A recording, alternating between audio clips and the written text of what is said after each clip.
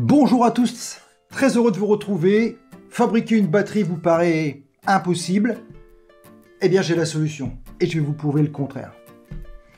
Nous allons voir dans cette vidéo comment fabriquer un kit, une batterie en kit, une batterie pour machine de chantier. Alors, pas cher, facile et en prime, vous allez faire un geste pour la planète. Et on va voir pourquoi. Allez, on voit comment et paf, c'est parti.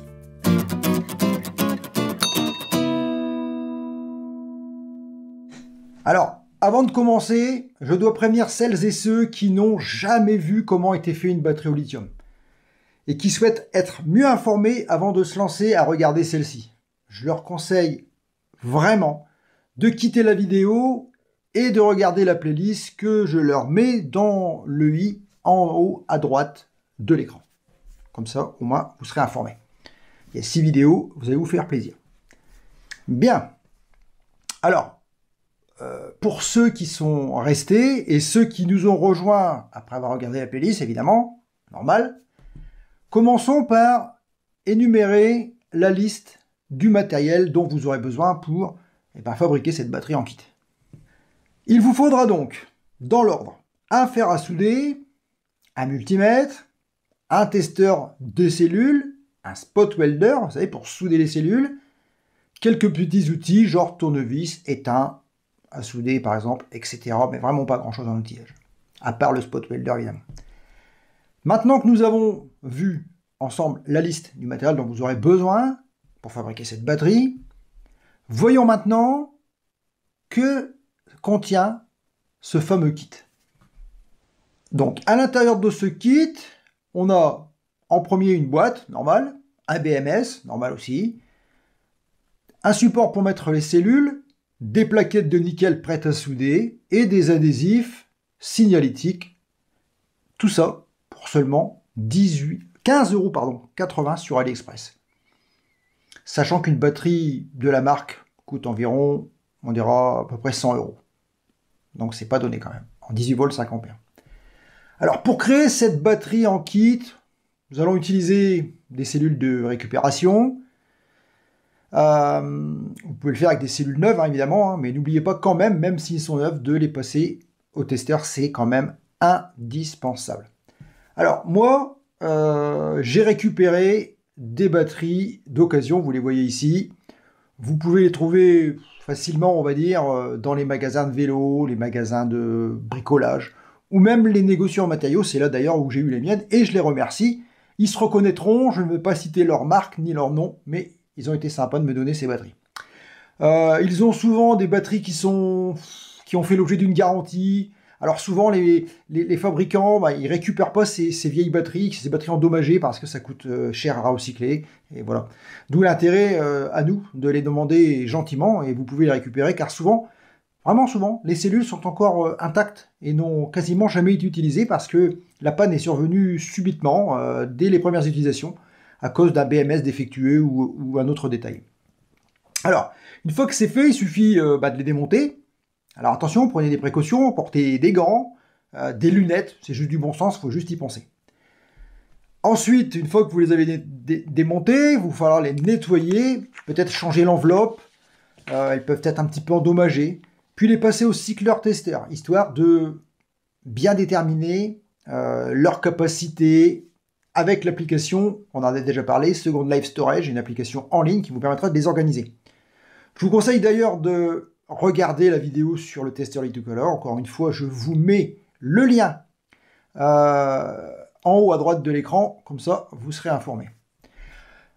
Que dire alors, à noter avant de continuer quand même, un petit détail, petit, ça dépend où on place la barre, une petite précaution, avant de continuer. Il faut savoir que ce genre de batterie en kit existe en plusieurs intensités. Alors en général, c'est 3, 4, 5, voire 6 ampères. Plutôt 5. Faites bien attention aux cellules que vous allez mettre à l'intérieur de votre kit. Elles doivent correspondre à l'intensité indiquée dans la notice d'utilisation du produit. C'est important.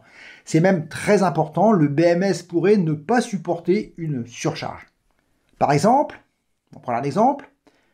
Prenons un kit de 5 ampères, 18 volts. Vous aurez donc 2 parallèles de 5 cellules. Il vous faudra donc des cellules de 2500 mAh. On va voir pourquoi. Petit rappel du schéma. 5 cellules en série atteint les 18 volts nominales. Donc 2 parallèles de 2,5 ampères nous donnent 5 ampères en utilisant des cellules de 2500 mAh nominales. Pour l'instant, vous savez tout ça.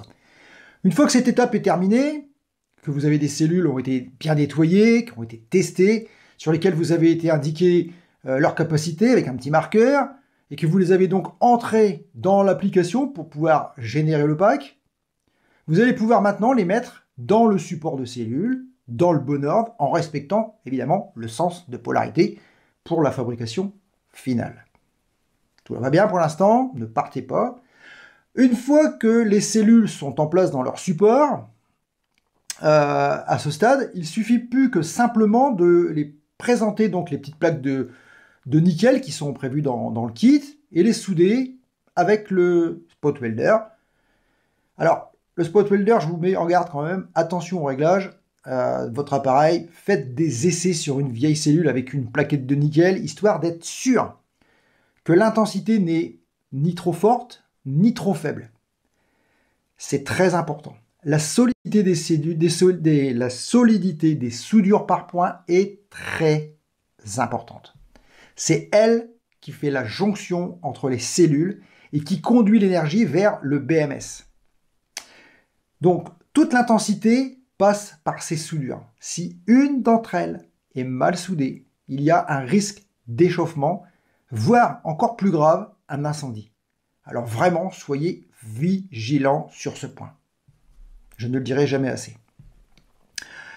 Alors, après cette étape, il ne reste plus qu'à souder à l'étain, avec le fer à souder de la liste, vous avez au début, suffisamment chaud évidemment, pour pouvoir souder les petites plaquettes d'équilibrage sur le BMS. C'est facile, il y a quelques points à faire, c'est vraiment pas grand chose.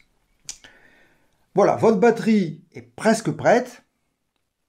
Il suffit maintenant de la refermer correctement avec les vis qui sont prévues à cet effet. N'oubliez pas de bien replacer le petit bouton poussoir qui va permettre de la mettre dans l'appareil avec le petit ressort.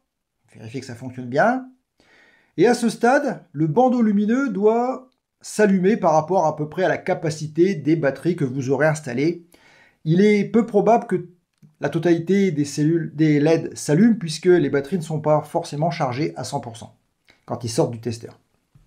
Donc, alors à partir de là, il ne suffit plus qu'à la mettre sur un chargeur adapté pour finir la charge, pour la charger à 100%, pour voir que tout va bien. Et vous pouvez maintenant la tester sur un appareil qui utilise ce genre de batterie. Alors, une dernière petite chose quand même à réaliser, n'oubliez surtout pas d'installer donc les adhésifs sur les flancs de manière à connaître les références de cette batterie lors de la prochaine utilisation. Si vous mettez rien, vous allez prendre, vous ne saurez pas si c'est du lard ou si c'est du cochon. Donc c'est quand même intéressant de les mettre, surtout qu'ils sont fournis. Voilà, votre batterie est prête, elle fonctionne et vous êtes content. Et ouais, vous êtes content. C'est votre première batterie. Vous avez vu, c'est pas si compliqué. Il suffit simplement de suivre quelques procédures et on finit toujours par y arriver. Alors, voilà, c'est vrai que bon. Alors, si vous ne vous sentez pas sûr de vous ou que vous n'avez pas forcément le matériel nécessaire ou vous n'avez pas envie d'investir dedans pour la fabrication, je peux la faire pour vous, moyennant une petite participation. Mais rassurez-vous, vous serez encore gagnant, vu le prix d'achat d'une batterie de la marque. C'est toujours intéressant de la faire par quelqu'un qui récupère des cellules et en plus c'est bon pour l'environnement, puisqu'on recycle des produits. Alors n'hésitez pas à aller jeter un œil dans la description de la vidéo. Je vous remets tous les liens correspondants de tout ce qui a été utilisé dans cette vidéo, de manière à ce que vous puissiez les retrouver facilement. Il y aura la liste de tout avec les liens, ça vous permettra d'acheter le matériel, par exemple, tout ce qu'il vous faudra. Alors, bien évidemment, si cette vidéo vous a plu, comme d'habitude, n'hésitez pas à mettre un like, vous savez que ça me fait énormément plaisir. Ça permet également à YouTube de reconnaître mon travail de création. Abonnez-vous, évidemment, si ce n'est pas déjà fait, et activez les notifications pour être certain de ne pas manquer et les futures vidéos, et surtout, être les premiers à les voir. Voilà. Dernière petite chose avant de vous quitter, ne partez pas maintenant. En fin de vidéo, je vous propose 2 miniatures. Cliquez sur l'une d'entre elles ou à la suite et continuez l'aventure avec moi. Je vous en remercie. Voilà, je pense qu'on a à peu près fait le tour de ce kit de batterie. On se retrouve très vite et même très bientôt pour des nouvelles vidéos sur la chaîne de Mac Aventure. Et évidemment, je vous dis, comme d'habitude, Dopoba Chenya.